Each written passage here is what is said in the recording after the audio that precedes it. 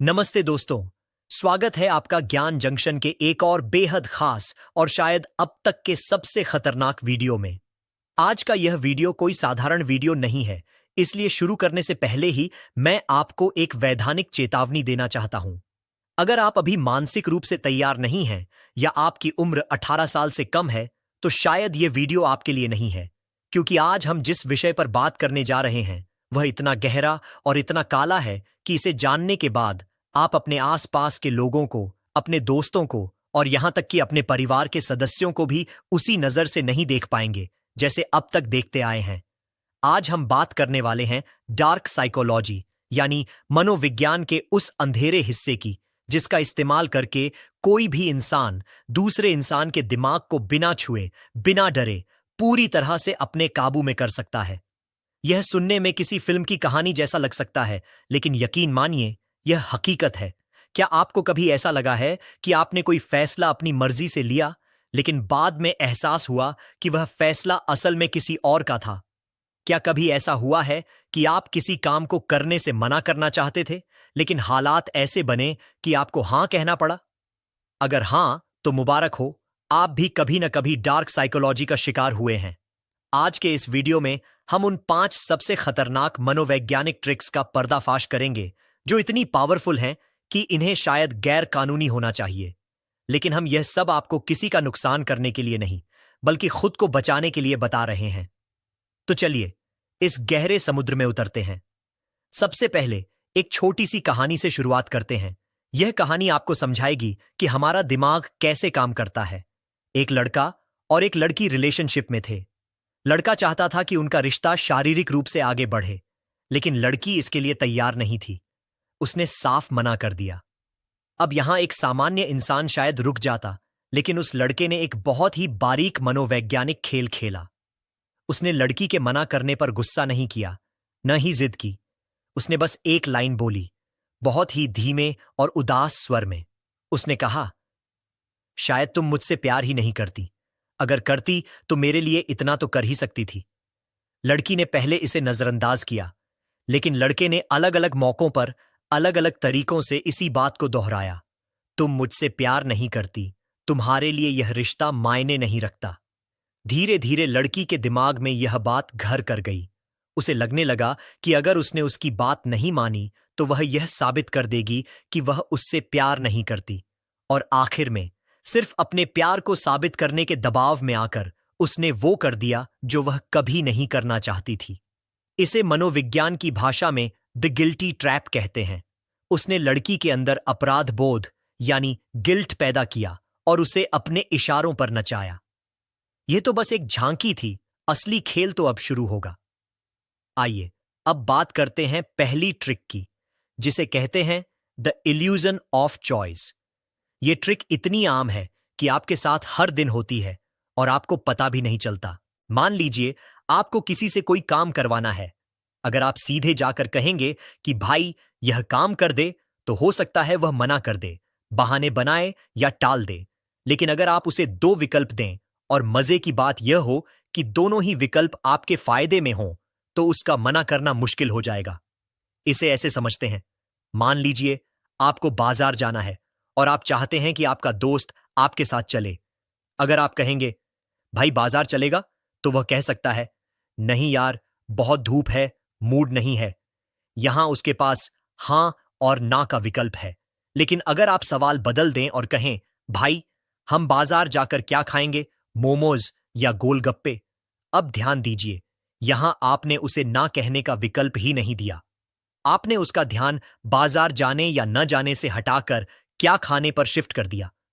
अब वह चाहे मोमोज चुने या गोलगप्पे, उसे बाजार तो जाना ही पड़ेगा। दुकानदार और सेल्समैन इस ट्रिक के मास्टर होते हैं। जब आप कपड़े खरीदने जाते हैं, तो वे आपको कभी यह नहीं सोचने देते कि आपको कपड़ा लेना है या नहीं। वे आपके सामने 2 शर्ट रखकर पूछते हैं, सर यह ब्लैक वाली आप पर ज्यादा जंच रही है या यह ब्लू वाली पैक कर दूं? वे आपको यह भ्रम देते हैं कि चुनाव आप कर रहे हैं, फैसला आपका है। हमें लगता है कि हम आजाद हैं, हम अपनी मर्जी के मालिक हैं, लेकिन असल में हमारे फैसले उन विकल्पों तक सीमित होते हैं जो हमारे सामने रखे जाते हैं। माता पिता भी इसे बच्चों पर खूब आजमाते हैं। बेटा, तुम अभी दूध पियोगे या सोने से पहले? इसमें दूध न पीने का तो ऑप्शन ही नहीं है। अगली बार जब कोई आपको दो विकल्प दे तो रुक कर सोचिएगा कि क्या कोई तीसरा रास्ता भी है जो यह इंसान मुझसे छुपा रहा है। यह ट्रिक हमें सिखाती है कि अगर आप किसी के दिमाग को कंट्रोल करना चाहते हैं तो उसे कभी यह मत लगने दो कि आप उसे आदेश दे रहे हैं। उसे यह लगने दो कि वह खुद चुन रहा है, जबकि असल में ताश के पत्तों की तरह सारे विकल्प आपने ही बांटे हैं।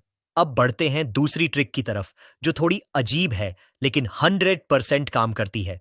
इसका नाम है द रिवर्स ट्रैप, या आम भाषा में रिवर्स साइकोलॉजी। इंसान की फितरत होती है विद्रोह करने की।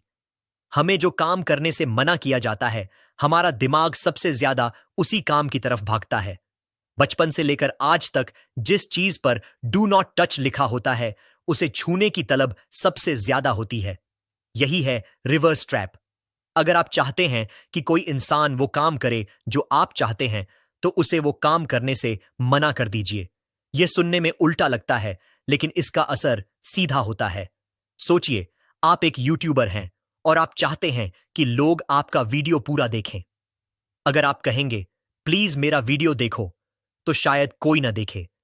लेकिन अगर आप वीडियो की शुरुआत में कह दें, इस वीडियो को मत देखना अगर आप कमजोर दिल के हैं, या इस वीडियो के 5वें मिनट में जो बताया गया है वह हर कोई नहीं समझ सकता, तो क्या होगा? अब सामने वाले के अंदर जिज्ञासा यानी क्यूरियोसिटी का ज्वालामुखी फट पड़ेगा। उसका अहंकार, उसका ईगो बीच में आ जाएगा। वह सोचेगा, अरे ऐसा क्या है जो मैं नहीं देख सकता, मैं तो जरूर देखूंगा।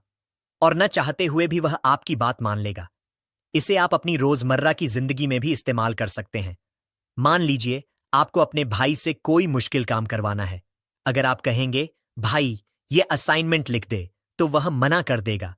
लेकिन अगर आप कहें, यार एक असाइनमेंट लिखना था, लेकिन छोड़ो, तेरे बस की बात नहीं है, ये थोड़ा कठिन है, मैं किसी और से करवा लूंगा, बस यहां आपने उसके ईगो को ट्रिगर कर दिया। अब वह आपको गलत साबित करने के लिए, अपनी काबिलियत दिखाने के लिए खुद आगे बढ़कर कहेगा, ला इधर, मैं करके दिखाता हूं। आपने बिना कोई जोर जबरदस्ती किए सिर्फ शब्दों के हेर फेर से अपना काम करवा लिया। इसे ही कहते हैं बिना बोले किसी को कंट्रोल करना। लेकिन याद रहे, यह ट्रिक उन लोगों पर सबसे ज्यादा काम करती है जो थोड़े घमंडी या ईगो वाले होते हैं। जो लोग बहुत सीधे होते हैं, वे शायद सच में मान लें कि काम मुश्किल है और छोड़ दें। इसलिए अपने शिकार को पहचानना भी एक कला है। अब आते हैं तीसरी ट्रिक पर, जिसे मनोविज्ञान की दुनिया में फुट इन द डोर और डोर इन द फेस तकनीक कहा जाता है। ये दो अलग अलग रास्ते हैं, लेकिन मंजिल एक ही है, सामने वाले से हां बुलवाना। चलिए पहले डोर इन द फेस को समझते हैं। इसका मतलब है पहले एक बहुत बड़ी मांग रखना जिसे सामने वाला पक्का मना कर दे, और फिर अपनी असली छोटी मांग रखना। कल्पना कीजिए आपको अपने दोस्त से 500 रुपए उधार चाहिए। अगर आप सीधे 500 मांगेंगे तो हो सकता है वह कह दे कि पैसे नहीं हैं। तो आप क्या करेंगे? आप उसके पास जाइए और कहिए, भाई मुझे बहुत सख्त जरूरत है, क्या तू मुझे 5,000 रुपए उधार दे सकता है?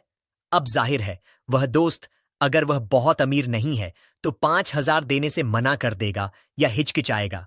जैसे ही वह मना करे या ना नुकर करे, आप तुरंत अपना पैंतरा बदलिए, अपना चेहरा थोड़ा मायूस बनाइए और कहिए, अच्छा कोई बात नहीं, अगर 5,000 नहीं तो कम से कम 500 ही दे दे, मेरा काम चल जाएगा।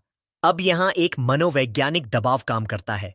उसे लगेगा कि उसने आपकी बड़ी मदद करने से मना कर दिया, तो अब छोटी मदद करने से मना करना उसे बुरा इंसान बना देगा। इसे कंसेशन या समझौता जैसा महसूस होता है। उसे लगता है कि आपने 5,000 से 500 पर आकर समझौता किया है, तो अब उसे भी हां बोलकर समझौता करना चाहिए। यह ट्रिक बातचीत और मोल भाव में रामबाण इलाज है। इसका उल्टा है फुट इन द डोर। इसमें आप पहले एक बहुत छोटी सी मदद मांगते हैं जिसे मना करना सामने वाले के लिए मुश्किल हो। जैसे, भाई क्या मुझे एक पेन मिल सकता है? उसने पेन दे दिया। अब उसका दिमाग एक हेल्पर मोड में आ गया है। थोड़ी देर बाद आप उससे बड़ी मदद मांगिए, भाई क्या तू मुझे अपनी पूरी नोटबुक दे सकता है? क्योंकि उसने पहले आपको पेन दिया था, उसका दिमाग खुद को सुसंगत रखना चाहता है। उसे लगता है, मैंने इसकी मदद की थी तो मैं एक मददगार इंसान हूं, और इसी छवि को बनाए रखने के लिए वह आपकी बड़ी मांग भी पूरी कर देता है। अगर आप सीधे नोटबुक मांगते तो शायद ना मिल पाती। यह ट्रिक धीरे धीरे, सीढ़ी दर सीढ़ी किसी के दिमाग में घुसने जैसा है। चौथी ट्रिक बहुत ही खामोश है, लेकिन सबसे ज्यादा शोर मचाती है। इसका नाम है द पावर ऑफ साइलेंस। हम जिस दुनिया में रहते हैं वहां हर कोई अपनी बात रखना चाहता है, हर कोई बोलना चाहता है, लेकिन जो इंसान चुप रहना जानता है वह सबसे ज्यादा ताकतवर होता है। क्या कभी आपके साथ ऐसा हुआ है कि आपने कोई गलती की और आपके पिताजी ने आपको डांटने के बजाय सिर्फ आपको देखा और चुप रहे? वह खामोशी, वह सन्नाटा किसी भी डांट या मार से ज्यादा डरावना होता है। क्यों? क्योंकि जब सामने वाला चुप होता है तो हमारा दिमाग उस खालीपन को भरने के लिए दौड़ने लगता है।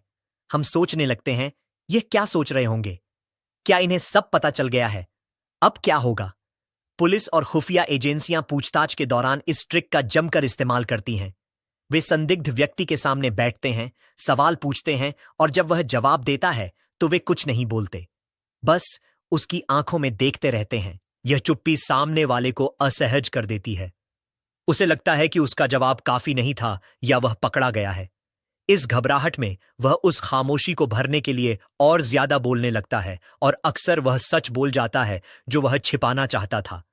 अगर आपकी किसी से बहस हो जाए या आप किसी से मोल भाव कर रहे हो तो अपनी बात कहने के बाद चुप हो जाइए। सामने वाले को बोलने दीजिए। आप देखेंगे कि वह खुद को जस्टिफाई करने के लिए, अपनी बात को सही साबित करने के लिए बड़बड़ाने लगेगा और अपनी कमजोरियां जाहिर कर देगा। खामोशी एक आईना है जिसमें सामने वाला अपना सच देख लेता है। अगली बार जब कोई आपसे झूठ बोले और आपको शक हो तो उसे टोकिए मत, बस उसकी आंखों में देखिए और चुप रहिए। उसका झूठ खुद ब खुद बाहर आ जाएगा। अब हम पहुंचते हैं पांचवीं और शायद सबसे खतरनाक ट्रिक पर, जिसे कहते हैं इमोशनल हाईजैक। मनोविज्ञान कहता है कि जब इमोशंस ऊपर जाती है तो बुद्धि नीचे आ जाती है। आप किसी भी इंसान को तब तक कंट्रोल नहीं कर सकते जब तक उसका लॉजिकल ब्रेन काम कर रहा है, लेकिन जैसे ही आप उसे बहुत ज्यादा गुस्सा दिला देते हैं, बहुत ज्यादा डरा देते हैं या बहुत ज्यादा भावुक कर देते हैं, उसका सोचने समझने वाला दिमाग शट डाउन हो जाता है। नेताओं और मीडिया हाउसेस को देखिए, वे कभी भी आपसे आंकड़ों या तथ्यों, फैक्ट्स पर बात नहीं करेंगे। वे हमेशा आपकी भावनाओं को छेड़ेंगे। हमारा धर्म खतरे में है, देश बर्बाद हो रहा है, वो लोग हम पर हावी हो रहे हैं। ये बातें आपके अंदर डर और गुस्सा पैदा करती हैं। जैसे ही आप गुस्से में आते हैं, आप सवाल पूछना बंद कर देते हैं। आप बस रिएक्ट करते हैं, भीड़ का हिस्सा बन जाते हैं। दंगे, फसाद, ऑनलाइन ट्रोलिंग, ये सब इसी इमोशनल हाईजैक का नतीजा है। अगर आप किसी लड़ाई को जीतना चाहते हैं या किसी को बर्बाद करना चाहते हैं, जो कि आपको नहीं करना चाहिए, तो लोग इस ट्रिक का इस्तेमाल करते हैं। मान लीजिए आपकी किसी से बहस हो रही है, वह तर्कों से बात कर रहा है। कोई तीसरा इंसान आता है और कहता है, भाई, अगर मैं तेरी जगह होता और कोई मुझे ऐसा बोलता तो मैं तो उसका मुंह तोड़ देता। बस ये एक लाइन पेट्रोल का काम करती है। अब आप उस बहस को जीतने के लिए नहीं, बल्कि अपने सम्मान के लिए लड़ने लगते हैं। आप क्या सही है, क्या गलत है, ये भूल जाते हैं। इसे ही कहते हैं किसी के दिमाग को हाईजैक कर लेना। तो दोस्तों, ये थी वो 5 dark psychology tricks: guilty trap, illusion of choice, reverse trap, foot in the door, door in the face, power of silence और इमोशनल हाईजैक। इनको जानने का मकसद ये नहीं है कि आप जाकर इनका गलत इस्तेमाल करें। इन्हें जानने का असली मकसद ये है कि जब अगली बार कोई आपके साथ यह खेल खेलने की कोशिश करे, चाहे वह कोई सेल्समैन हो, कोई नेता हो, आपका बॉस हो या कोई टॉक्सिक पार्टनर, तो आप तुरंत समझ जाएं। आप मन ही मन मुस्कुराएं और सोचें, अच्छा बेटा, यह ट्रिक मुझ पर, मैंने ज्ञान जंक्शन का वीडियो देखा है। याद रखिए, ज्ञान ही बचाव है। जितना आप मानव स्वभाव को समझेंगे, उतना ही आप खुद को इन अदृश्य धागों से बचा पाएंगे जो आपको कठपुतली की तरह नचाने की कोशिश करते हैं। अगर आपको यह वीडियो आंखें खोलने वाला लगा तो इसे अपने दोस्तों के साथ शेयर जरूर करें, क्योंकि जागरूकता ही सबसे बड़ा हथियार है। और हां, जैसा कि मैंने रिवर्स साइकोलॉजी में कहा था, मैं नहीं कहूंगा कि आप हमारे चैनल को सब्सक्राइब करें, क्योंकि मुझे पता है कि समझदार लोग खुद ही सही चुनाव कर लेते हैं। मिलते हैं अगले वीडियो में कुछ और गहरे रहस्यों के साथ। तब तक के लिए सतर्क रहें, सुरक्षित रहें और अपने दिमाग की चाबी अपने हाथ में रखें। जय हिंद।